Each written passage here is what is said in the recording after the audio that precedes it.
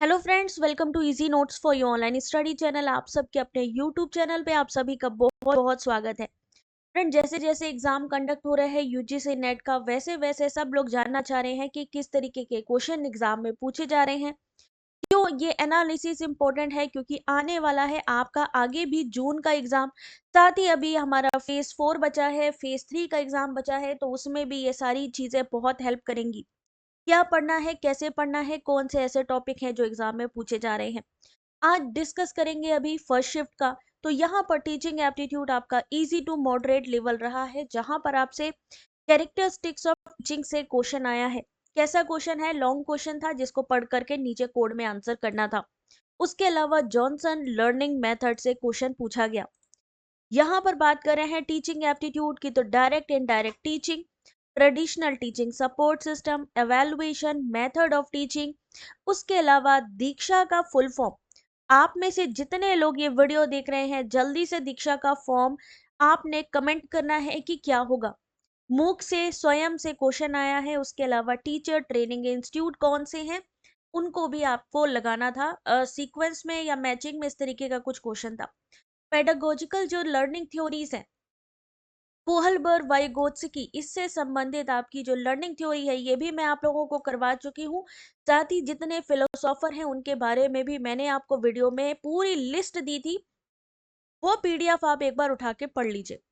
Research aptitude की बात करें तो T test, Z test, validity, reliability से question, APA MPA style. APA पूछा गया, हो सकता है अगले में एमपीए पूछ लिया जाए। एमएलए की बात कर ली जाए। उसके बाद में क्वांटिटेटिव क्वालिटेटिव रिसर्च की बात की जा सकती है। एक्शन रिसर्च से क्वेश्चन पूछा गया है। क्वांटिटेटिव क्वालिटेटिव एवेल्युएशन सैम्पलिंग से कंटिन्यू क्वेश्चन इस बार देखने को मिल रहा है। ठीक है। Application of ICT in research, difference between thesis and report. आपका ये क्वेश्चन स्टेटमेंट वाले क्वेश्चन में पूछा गया था कि थीसिस और रिपोर्ट में क्या डिफरेंस है। उसके अलावा जो पीवाईक्यू में सबसे ज्यादा रिपीट होने वाला क्वेश्चन है, रिसर्च स्टेप का सीक्वेंस पूछा गया था। ये भी आपका इजी टू मॉडरेट लेवल था। क्योंकि ये क्वेश्चन लेंदी थे, इसलिए आप इसको मॉडरेट लेवल में रख सकते हैं।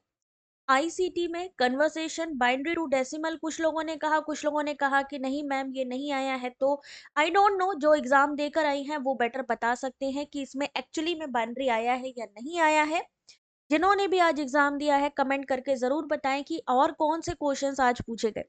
एब्रीवेशन आईसीटी का, मेमोरी स्टोरेज से जुड़ा क्वेश्चन, सिलिकॉन से जुड़ा क्वेश्चन, कूल मीडिया से जुड़ा क्वेश्चन आज पूछा गया था। किसको माना जाता है टीवी, प्रिंट, फोटो, रेडियो, ये सारे चीज जो है ऑप्शंस दिए गए थे। आर्टिफिशियल इंटेलिजेंस और वर्चुअल लर्निंग के बीच में डिफरेंस पूछा गया था स्टेटमेंट में। That is moderate to difficult level था। वायरस स्पूफिंग से क्वेश्चन, जीपीएस और एटीएम का फुल फॉर्म। अगर आपने अभी जो मैंने फुल फॉर्म पूछा है, अगर आपने दीक्षा का फुल फॉर्म बता दिया है, तो जल्दी से जीपीएस का फुल फॉर्म और एटीएम का फुल फॉर्म लिखें। डिस्क ड्राइव और नेटवर्क से जुड़ा एक क्वेश्चन था, जो कि कंप्यूटर से नेटवर्क अगर जैसे कनेक्ट करते हैं तो क्या बेनिफिट है, इस तरीके का। टीआई का क्वेश्चन आपका पीवाईक्यू से आया था, यानी अगर आप पीवाईक्यू रिवीजन कर रहे हैं तो definitely it will help you. Ratio proportion average से question, number of female athlete percentage वाला क्वेश्चन आपसे पूछा गया है, पहले भी पूछा जा चुका है। यस इट इज कैलकुलेटिव था, क्योंकि नेचुरल सी बात है, इकोनॉमिक्स कॉमर्स ऐसे सब्जेक्ट हैं जिसमें मैथ्स आती है, स्टैटिक्स आती है। इस वजह से जो इनके पेपर 1 है उसमें भी ये लोग थोड़ा सा डिफिकल्टी जरूर डालते हैं। कम्युनिकेशन की बात करें तो non verbal communication, characteristics of communication, model of communication कितने तरीके के होते हैं, barriers to communication, cluster network, mass media से क्वेश्चन, पब्लिक कम्युनिकेशन, क्लासरूम से question, easy to moderate level. Reading comprehension में देखने वाली बात ये थी कि जो पेपर 1 है, पेपर 1 में 2 आरसी आई हैं आज, और पेपर 2 में 1 आरसी देखने को मिली है। यहाँ पर एक चीज सबसे बड़ी देखने को मिली है, वो ये है कि आज पेपर 1 में ही 2 आरसी दे दी गई। उसके अलावा ग्लोबल वार्मिंग से जुड़ा कोई क्वेश्चन था, energy, COP25, disaster, Paris agreement से जुड़ा फैलेसी। आईएसए के बारे में थोड़ा कंफ्यूजन है, क्योंकि बच्चे क्लियर नहीं बता पा रहे हैं। बाकी सोलर पैनल, जियोथर्मल से, करंट अफेयर से भी क्वेश्चन आया है, एफटीए 2022 की डील, ओजोन मेजरमेंट की जो यूनिट है उसे क्या कहते हैं, ये भी क्वेश्चन आया है, that is also moderate level. Higher education continue Swayam से पूछा जा रहा है, डीम्ड यूनिवर्सिटी में पीवाईक्यू में भी पूछा गया है, यहाँ से आपके पीवाईक्यूज बहुत आ रहे हैं। उसके अलावा करंट अफेयर में जो नए पोर्टल्स हैं इनके या फुल फॉर्म्स है, एब्रीवेशंस है, वहां से क्वेश्चन आ रहे हैं। यूनिवर्सिटीज को आप जरूर पढ़ लीजिएगा, जो भी कितनी सेंट्रल यूनिवर्सिटीज हैं, स्टेट यूनिवर्सिटीज हैं, ये सारी चीजें। इजी टू मॉडरेट लेवल, ठीक है। मैथमेटिकल में ratio, average, profit loss, letter series, code decoding करना, यहाँ से क्वेश्चन आया। अब बात करते हैं लॉजिकल रीजनिंग, आर्ग्यूमेंट से जुड़े question, deductive inductive reasoning, mood and figure, classical square of opposition से। दो question classical square of opposition से, एक तो कॉन्ट्राडिक्टरी से संबंधित क्वेश्चन था, एक मूड और फिगर से। इंडियन लॉजिक से भी आपका प्रमाण से क्वेश्चन आया है और उसमें कौन से पूछा गया, उपमान के बारे में। जो वहां पर क्वेश्चन था वो उपमान से रिलेटेड था, डेट इज ऑल्सो मॉडरेट। तो आज का जो क्वेश्चन पेपर था, not so easy not so tough, it is between moderate level. तो बात करते हैं Johnson and Johnson cooperative learning principle. किसी गतिविधि के सहयोगी होने के लिए 5 बुनियादी तत्व होने चाहिए, यानी यहाँ पर जॉनसन की जो कोऑपरेटिव लर्निंग प्रिंसिपल है, अगर यहाँ से क्वेश्चन आ जाता है तो ये आपने पढ़ लेना है कि सकारात्मक अनन्यश्रिता, व्यक्तिगत जवाबदेही, आमने सामने प्रोत्साहन, बातचीत, सामाजिक कौशल, ये सब किस में आता है, जॉनसन की थ्योरी में। एटीएम का पिन, एटीएम का फुल फॉर्म पूछा हो सकता है, पिन का फुल फॉर्म भी पूछ लिया जाए, that is personal identification number. ATM is automated teller machine.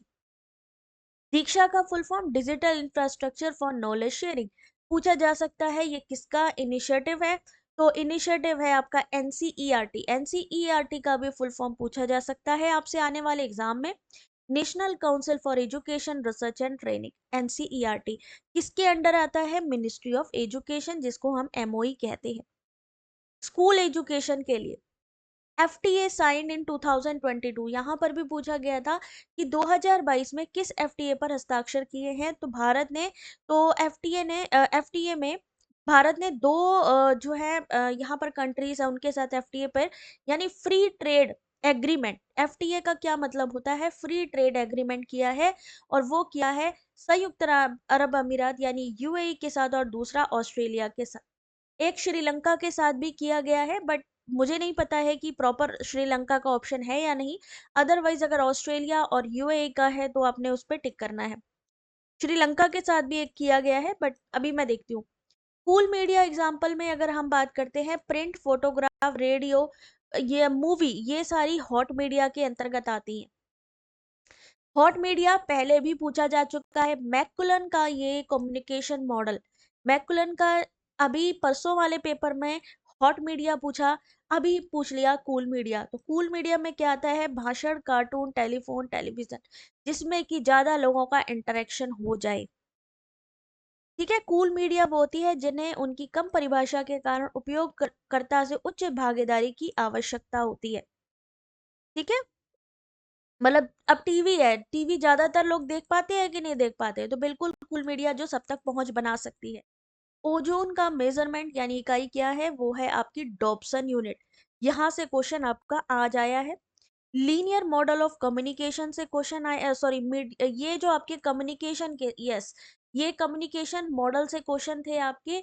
कितने तरीके के होते हैं, लीनियर, इंटरेक्टिव, आपका ट्रांजेक्शनल मॉडल, इसको याद रखिएगा। कम्युनिकेशन मॉडल में लीनियर में क्या होता है, इंटरेक्टिव में क्या होता है, और ट्रांजेक्शनल में। तो कम्युनिकेशन की जो मैंने करवाई हैं क्वेश्चंस, उनको जरूर पढ़ लीजिएगा।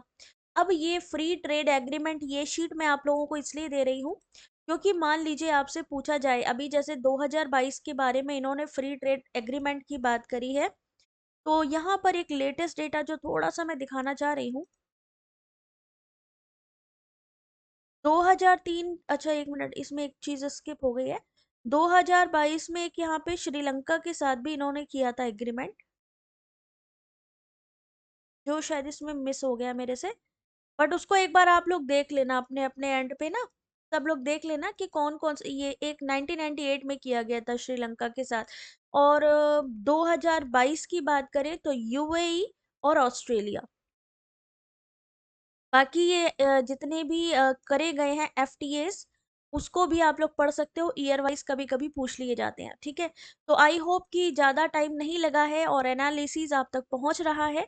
तो अभी क्या करना है आपने, अगर अभी तक चैनल को सब्सक्राइब नहीं किया है तो गाइस सब्सक्राइब कर लीजिए। जॉइन भी कर सकते हो एज़ अ मेंबर हमारे चैनल को आप सभी, ठीक है? जिससे आपको सारी लेटेस्ट अपडेट, सारी इन्फॉर्मेशन आप तक मिलती रहे। और आगे अगर हम बात करते हैं तो यहाँ पर हमारी जो वीडियोस हैं, जो मैराथन क्लासेस हैं, जो इम्पोर्टेंट एमसीक्यूज क्लासेस हैं, ये सारी के सारे फ्री पीडीएफ आप लोग हमारी वेबसाइट से डाउनलोड कर सकते हैं। तो भाई जल्दी से सब टेलीग्राम पर भी जुड़ जाइए, 1600 से ज़्यादा पीडीएफ फ्री मिल रही हैं वहाँ पर भी और यहाँ पर भी। तो आपने क्या करना है भाई, ज्वाइन कर लेना है जल्दी से, टाइम मत वेस्ट करिए, टाइम अभी बाकी है, जून का एग्ज़ाम भी आना है और आने वाले एग्ज़ाम के लिए भी जो इन्फॉर्मेशन दी है उसी तरीके से तैयारी करिए। कोई क्वेश्चन, कोई क्वेरी हो तो कमेंट करिएगा। Thanks for watching.